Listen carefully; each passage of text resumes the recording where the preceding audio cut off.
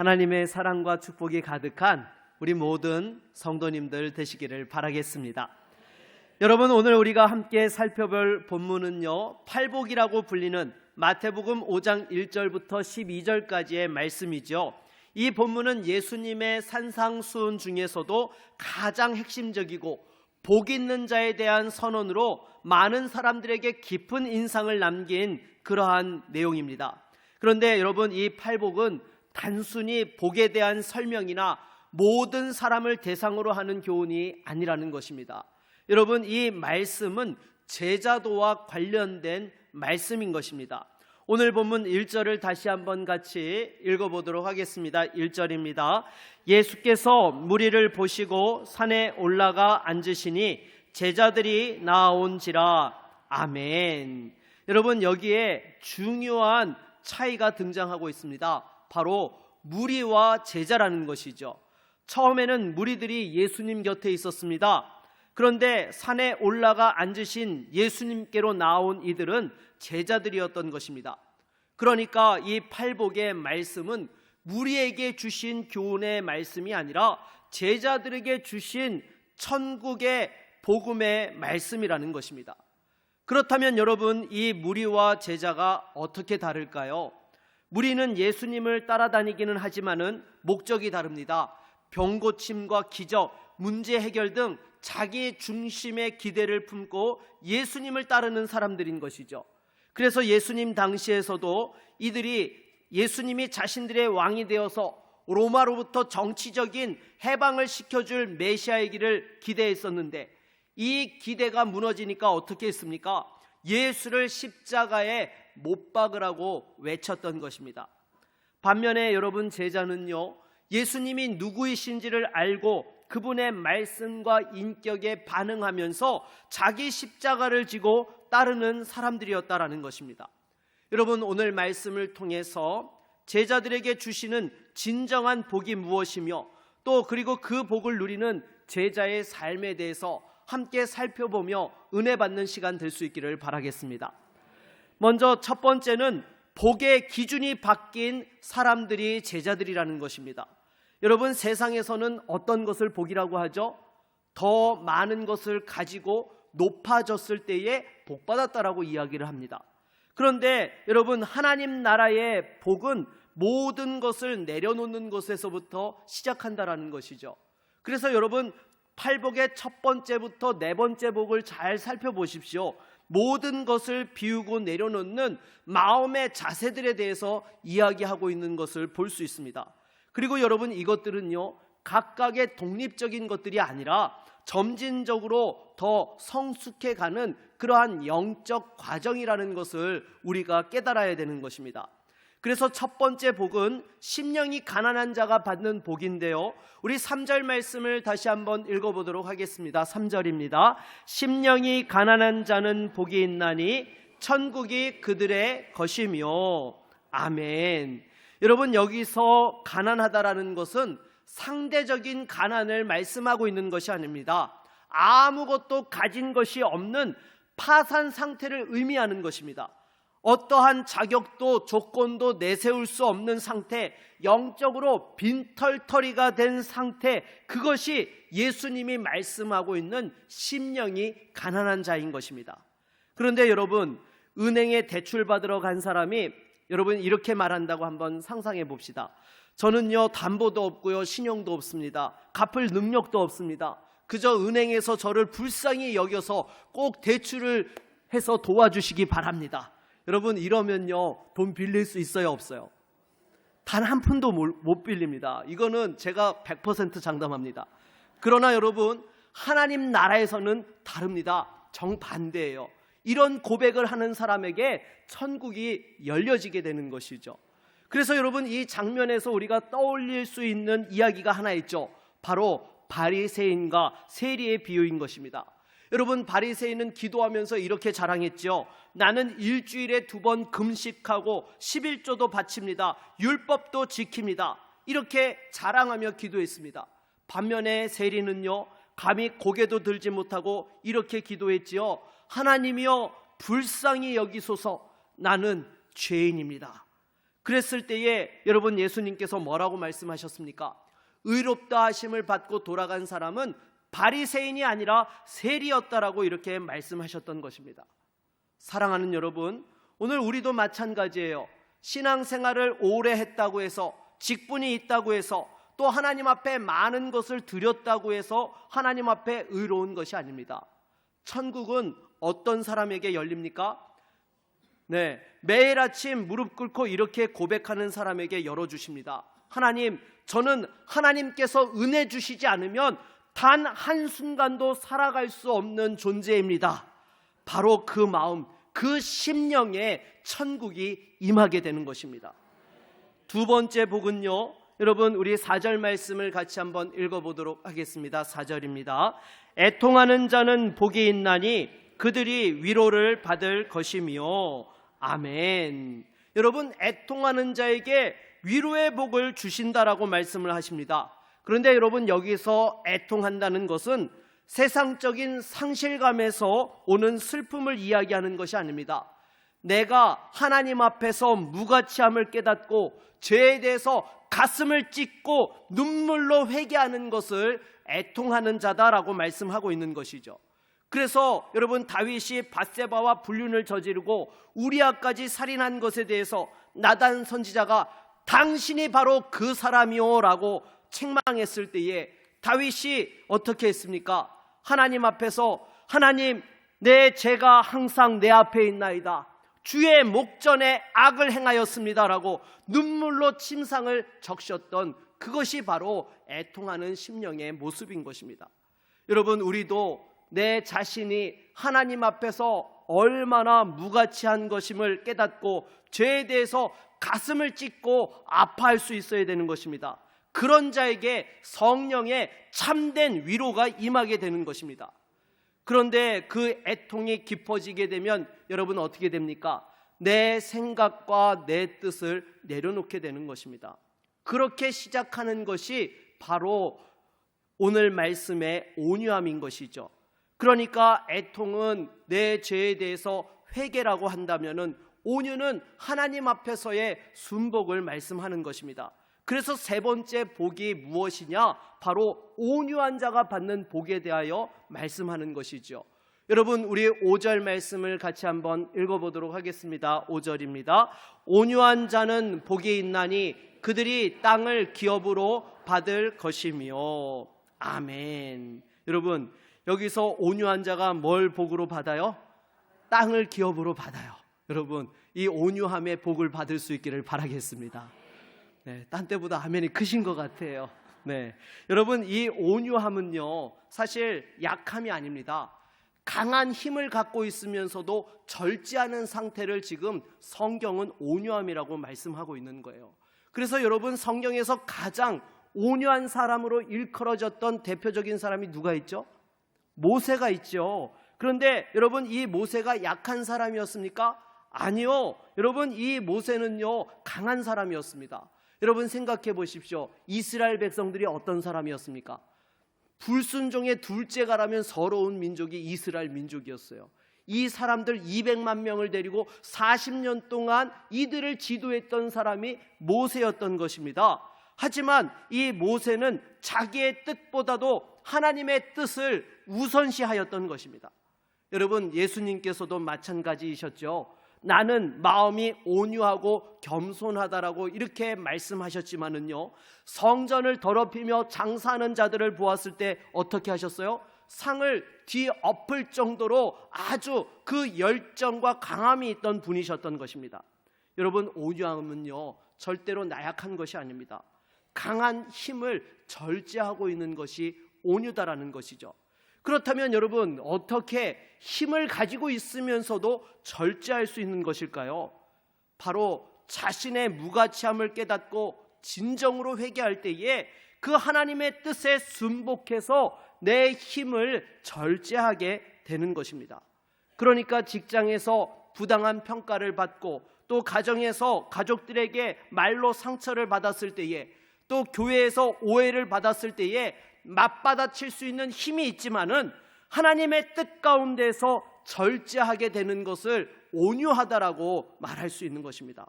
이런 사람이 바로 땅을 기업으로 받게 되는 줄로 믿습니다. 하나님의 나라를 확장하는 사람이 되는 것입니다. 여러분, 우리 옆에 있는 분들과 이렇게 한번 인사합시다. 온유한 자가 승리합니다.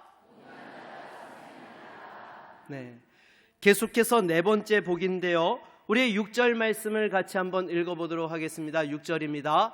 의에 줄이고 목마른 자는 복이 있나니 그들이 배부를 것이며. 아멘.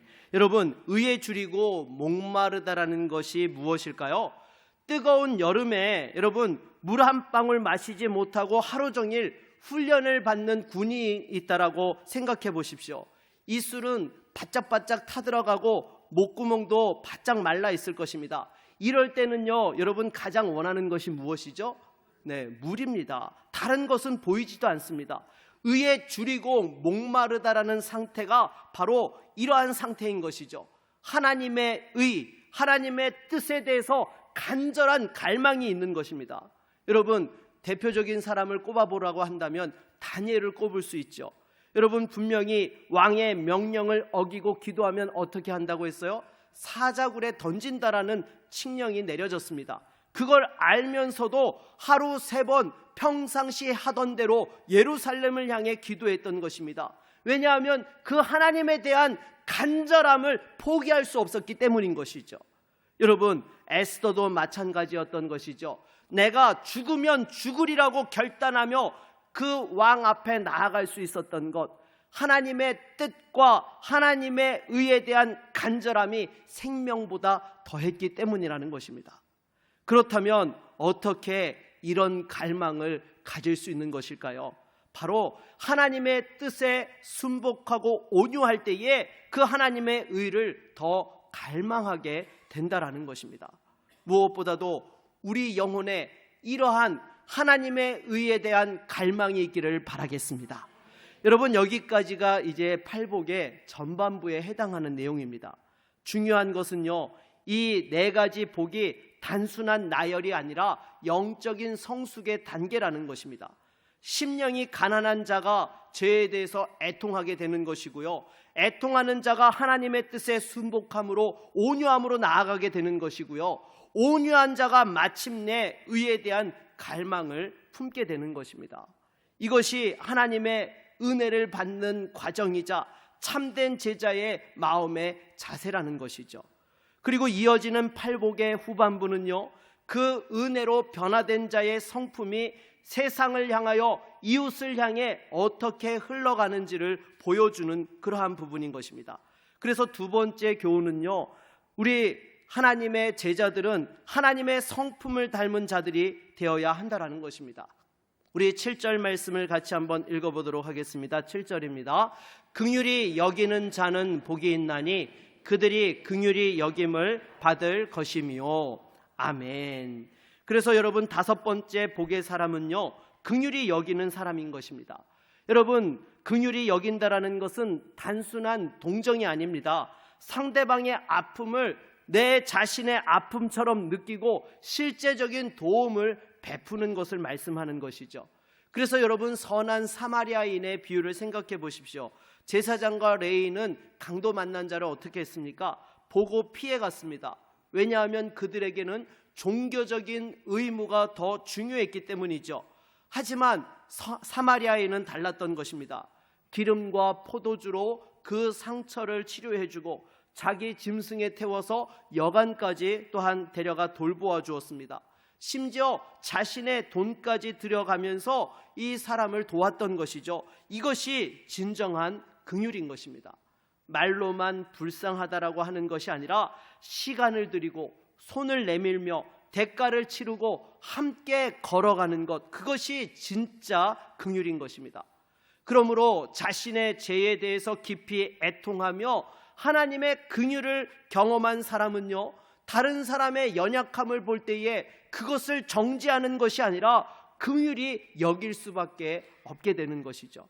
그런데 예수님께서는요, 이 긍휼을 베푸는 자가 옳은 사람이다라고 하지 않으시고요, 긍휼히 여기는 자가 복이 있다, 그들이 긍휼히 여김을 받을 것이다 라고 이렇게 말씀을 하고 있는 것입니다.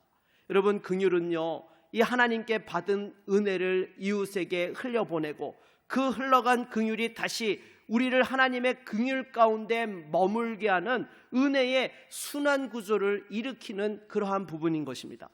여러분, 우리 주변에도요, 긍휼이 필요한 사람들이 많습니다. 경제적인 문제로, 원치 않는 질병으로, 또 가정의 위기로 고통하는 분들이 있죠.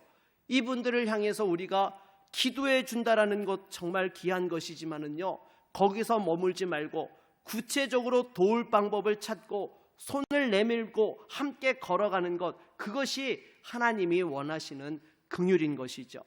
여러분, 우리 옆에 있는 분들과 이렇게 한번 인사하도록 하겠습니다. 구체적으로 돕는 것이 긍휼입니다. 네. 그리고 6번째는요, 마음이 청결한 자의 복인데요, 8절 말씀을 보니까 그들이 하나님을 볼 것이며 라고 이렇게 말씀하고 있습니다. 여러분, 마음이 청결하다라는 것은 단순히 도덕적으로 깨끗하다는 뜻이 아닙니다. 쉽게 말해서 겉과 속이 하나 되어진 믿음의 상태를 말씀하고 있는 것입니다. 여러분, 바리새인들을 보십시오. 이들은 외적으로 볼 때에 완벽했습니다. 손 씻는 의식을 철저히 지켰고요, 또 하나님 앞에 11조도 정확히 바쳤고요, 안식일 규정을 아주 세밀하게 지켰던 사람들이 바리새인들이었습니다. 하지만 예수님께서는 이들을 향해 뭐라고 하셨어요? 회칠한 무덤이다라고 말씀하셨습니다. 겉은 아름답지만 그 속은 썩은 것들로, 부패한 걸로 가득 차 있었기 때문인 것이죠. 반면에 여러분, 마리아는 어떠했습니까? 값비싼 향유를 예수님께 부었을 때에 제자들과 주변 사람들은 낭비한다고 비난했지만은 예수님께서는 그 마리아의 마음을 받으셨습니다. 마리아의 예배는 청결한 마음에서 우러나온 예배였기 때문인 것이죠. 그렇다면 오늘날 우리는 어떻습니까? 정말 하나님을 사모하고 사랑해서 예배하고 있습니까? 기도하고 있습니까? 또 하나님 앞에 헌신하고 있습니까? 혹시 사람들의 시선을 의식해서 하고 있지는 않습니까? 마음이 청결한 사람만이 하나님을 볼 수 있습니다. 여러분, 하나님을 본다는 것이 무엇일까요? 이것은 단지 환상으로만 보는 것을 말씀하는 것이 아닙니다. 하나님의 임재를 느끼고 그 뜻을 분별하며 주님과 동행하며 살아가는 것, 그것이 바로 하나님을 보는 삶인 것입니다. 무엇보다도 여러분, 마음이 청결한 성도가 되어 하나님을 볼 수 있는 은혜가 있기를 바라겠습니다. 그리고 7번째 복은요, 우리 9절 말씀을 같이 한번 읽어보도록 하겠습니다. 9절입니다. 화평하게 하는 자는 복이 있나니 그들이 하나님의 아들이라 일컬음을 받을 것이며. 아멘. 여러분, 화평케 하는 사람에게는 하나님의 아들이라고 불리는 축복을 더해 주시는데요, 여러분, 이 화평을 만든다라는 것은 결코 쉬운 일이 아닙니다. 솔직히 갈등이 생겼을 때에 어떻게 하기가 쉽습니까? 어느 한편을 든다든지 아니면 양쪽을 비판하게 됩니다. 그런데 이 양쪽을 사실 화해시킨다라는 것은 쉬운 일이 아닙니다. 하지만 우리 예수님께서는 가장 최고의 화평케 하는 분이셨다라는 것이죠. 어떻게요? 하나님과 원수되었던 우리를 십자가를 통해서 화해시켰기 때문인 것입니다. 그래서 고린도후서 5장 18절을 보면은요, 우리 한번 읽어볼까요? 모든 것이 하나님께로서 났으며 그가 그리스도로 말미암아 우리를 자기와 화목하게 하시고 또 우리에게 화목하게 하는 직분을 주셨으니. 아멘. 여러분, 하나님의 사람들은요, 바로 이 화목하게 하는 역할을 해야 되는 것입니다. 그래서 여러분, 구약에도 보면은요, 이렇게 화목하게 하는 직분을 감당했던 사람 가운데 누가 있습니까? 아비가일이라는 사람이 있죠. 어리석은 그 나발이 말로 다윗을 분노케 하였을 때에 이 아비가일이 지혜와 겸손으로 다윗의 칼을 멈추게 하고 유혈 사태를 막아냈던 것입니다. 말 한마디, 지혜로운 태도 하나가 가정을 살렸을 뿐만 아니라 다윗으로 하여금 또한 이스라엘의 왕이 되어질 수 있도록 그 다윗을 지켜냈던 것이죠. 사랑하는 여러분, 여러분은 지금 가정과 일터에서 또 교회에서 여러 가지 갈등과 문제가 있을 때에 어떤 역할을 하고 있습니까? 편을 가리고 소문을 퍼뜨리고 있습니까? 아니면 양쪽을 이해하고 중재하려고 노력하고 있습니까? 여러분, 무엇보다도 화평케 하는 자가 될 수 있기를 바라겠습니다. 우리 옆에 있는 분들과 이렇게 한번 인사합시다. 화평케 하는 자가 됩시다. 네. 그런데 이렇게 다툼을 멈추게 하고 화평케 하는 일을 하다 보면은요, 좋은 말만 듣는 것이 아니라 때로는 중간에서 도리어 오해를 받고 핍박을 받을 수 있습니다. 그래서 여러분, 이 팔복 가운데에 화평케 하는 자 다음에 나오는 것이 무엇이에요? 의를 위하여 박해받는 자에 대해서 말씀하고 있다는 것이죠. 그래서 세 번째 교훈은요, 핍박 속에서도 복된 자가 되어야 한다라는 것입니다. 여러분, 오늘 10절 말씀을 같이 한번 읽어보도록 하겠습니다. 10절입니다. 의를 위하여 박해를 받은 자는 복이 있나니 천국이 그들의 것임이라. 아멘. 여러분, 이 팔복의 마지막 복은요, 앞에 모든 복들과 좀 분위기가 다릅니다. 심령이 가난하고 애통하며 온유하고 의를 갈망하며 긍휼히 여기고 청결한 마음으로 살아가며 화평케 한 것의 결과가 지금 뭐라고 말씀하고 있어요? 박해라고 말씀하고 있어요. 여러분, 이것이 과연 복이라고 할 수 있습니까? 그런데 바로 여기에 제자의 길이 담겨 있다라는 것입니다. 여러분, 의로운 삶은요, 반드시 세상의 불의와 충돌하게 됩니다. 예수님의 마음을 품고 살아가면 세상의 방식과 다르기 때문에 미움을 받고 오해를 받고 여러 가지 핍박을 받게 되는 것입니다.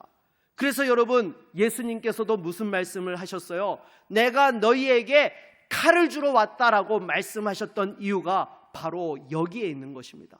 하지만 이 박해는요, 단순한 불편함이 아닙니다.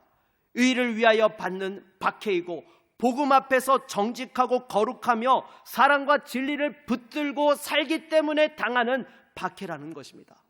그런데 이렇게 의를 위하여 박해받는 자에게는 어떤 복을 허락하신다고요?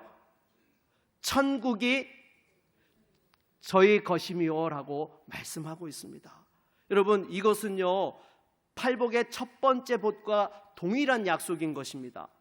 이것은 단순한 방법이 아닌 것이죠. 심령이 가난한 자에게서 시작된 천국이 의를 위해 고난받는 자에게서 완성된다라는 의미를 갖고 있는 거예요. 여러분, 스데반 집사님을 생각해 보십시오. 진리를 전하다가 돌에 맞아 순교했습니다. 하지만 그 마지막 순간에 그 얼굴이 어떠했다고요? 천사와 같았다라고 말씀하고 있습니다. 어떻게 그럴 수 있었던 것일까요? 이미 그 스데반의 눈은 하늘을 보고 있었기 때문이라는 것입니다. 사도 바울도요, 여러 가지 수없이 많은 고난과 어려움을 당했지만은요, 현재의 고난은 장차 우리에게 나타날 영광과 비교할 수 없도다라고 이러한 믿음의 고백을 하였던 것입니다. 그렇다면 저와 여러분들이 이 세상을 믿음으로 살아가다가 의를 위하여서 박해받는 그러한 일을 당했을 때에 어떻게 반응해야 되는 것입니까? 우리 12절 말씀을 같이 한번 읽어보도록 하겠습니다. 12절입니다. 기뻐하고 즐거워하라. 하늘에서 너희의 상이 큼이라. 너희 전에 있던 선지자들도 이같이 박해하였느니라. 아멘. 여러분, 어떻게 하라고요? 원망하고 불평하라고요? 기뻐하고 즐거워해야 한다라는 것입니다. 왜 그렇습니까? 우리가 하나님 편에 서 있다라는 증거가 되기 때문인 것이고요, 선지자들도 이와 같은 길을 이미 걸어갔다라는 것입니다. 게다가 우리에게 하늘에서 더 큰 상이 주어지기 때문에 우리가 그 의를 위하여서 받는 박해 앞에서 낙심하고 절망하는 것이 아니라 도리어 기뻐하고 즐거워해야 한다라는 것입니다. 사랑하는 여러분, 지금 믿음 때문에 핍박받고 손해보고 있습니까? 사람들은 몰라도 우리 주님께서는 다 보고 알고 계십니다. 이 길은 외롭지만 영광의 길로 이어지는 것입니다. 절대로 여러분 포기하시면 안 됩니다. 끝까지 우리는 견뎌야 되는 것입니다. 왜요? 그 고난의 끝에 하늘의 상이 기다리고 있고 우리 주님께서 우리를 맞이할 준비를 하고 계시기 때문인 것입니다. 여러분, 우리 옆에 있는 분들과 한 번 더 이렇게 인사합시다. 영광의 길을 끝까지 함께 갑시다. 네, 여러분 중간에 넘어져 있는 분 보시면 급하다고 두고 가지 마시고 꼭 일으켜 주시고 함께 손잡고 그 영광의 문에서 우리 주님을 배울 수 있는 저와 여러분 모두가 되기를 바라겠습니다. 사랑하는 여러분, 이 팔복은요 단순한 이 복의 덕목을 나열하고 있는 것이 아닙니다. 또 복을 얻기 위한 조건을 말씀하고 있는 것도 아닙니다. 사실 여러분, 이 팔복은요 예수님이 어떤 분이신지를 보여주는 예수님의 초상화라는 것입니다. 동시에 예수님을 따르는 제자의 존재가 어떠한 모습으로 살아야 하는지를 보여주는 제자 선언문이라고 할 수 있는 것이죠. 여러분, 예수님은요 심령이 가난하셨습니다. 그러니까 하늘 영광을 버리고 낮고 천한 마국간에 오셨던 것이죠. 예수님께서는 애통하셨습니다.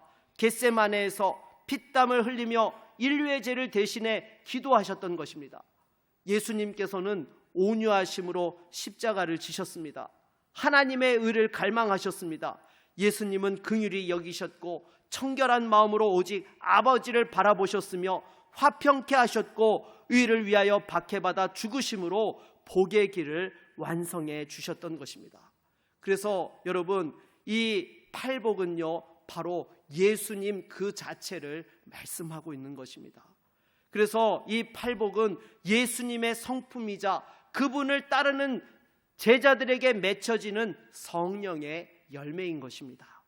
그러기에 여러분, 이 팔복은요 억지로 애써서 이루어지는 성품이 아닙니다. 성령으로 거듭난 사람에게 맺혀지는 성령의 열매인 거예요.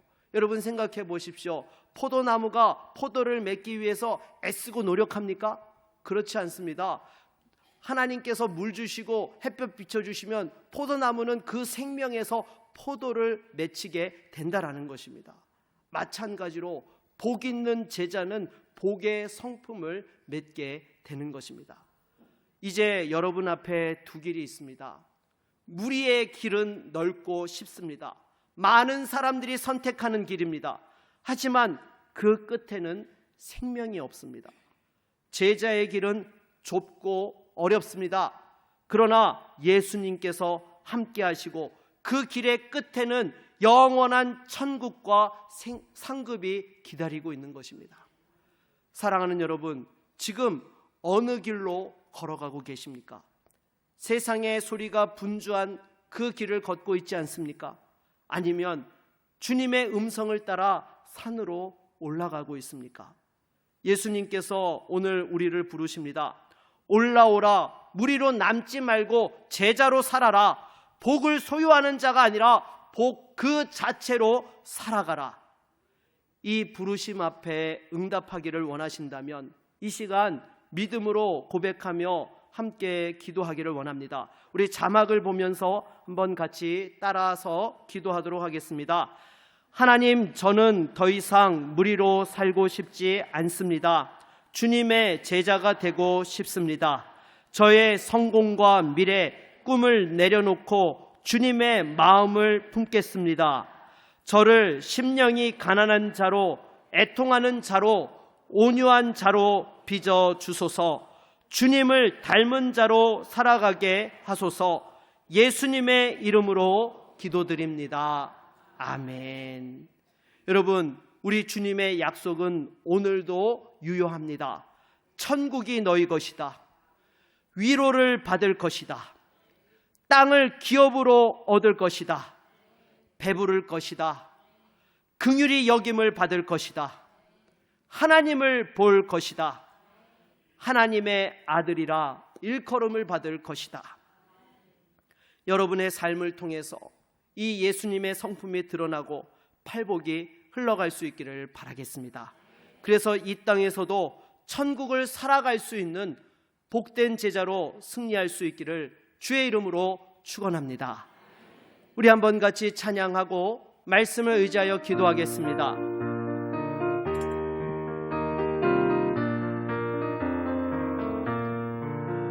심령이 가난한 자는 천국이 저희 것이요, 애통하는 자는 복인데 위로를 받을 것이요, 온유한 자 복이 있나니 땅을 기업으로 받겠네. 그의 줄이고 목마른 자는 저희 배에 부를 것이요, 긍휼히 여기는 자는 긍휼히 여김 받겠네. 마음이 청결한 자는 하나님을 볼 것이요, 박형태하는 자는 하나님의 아들이라 일컫네. 그를 위하여 핍박받는 자 천국이 저희 것이라. 내게도 주소서. 내가 복을 받기 원하네. 오 내 주여 주소서.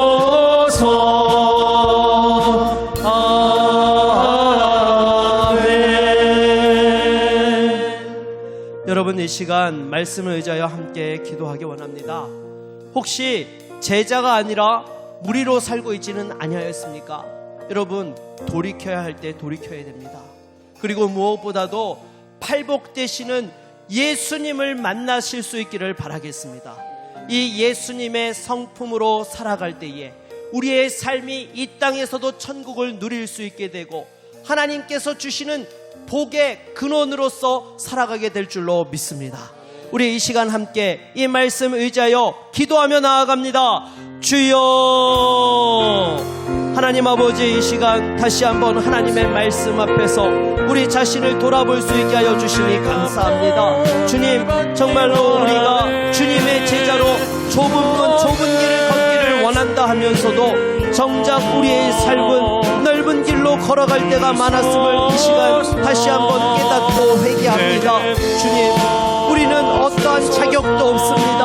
하나님의 은혜 없이는 한순간도 살아갈 수 없는 존재들이오니 주여, 우리를 긍휼히 여겨 주시옵시고 다시 한번 하나님의 은혜로 우리를 채워 주시옵소서. 무엇보다도 다시 한번 주님의 말씀 가운데서 우리의 심령이 깨끗게 하여 주시옵시고 하나님을 보게 하여 주시며 하나님의 합평케 하는 자로서 이 세상을 살아갈 때에 어떠한 핍박이 있더라도 끝까지 믿음으로 승리하는 성도가 되게 하여 주시옵시고 그 믿음의 자리에서 주님을 바라보게 하여 주시옵시고 주님, 영원한 하늘 생명과 상급을 누리는 믿음의 종들이 될 수 있도록 도와주시옵소서. 주여, 우리를 도와주시옵소서.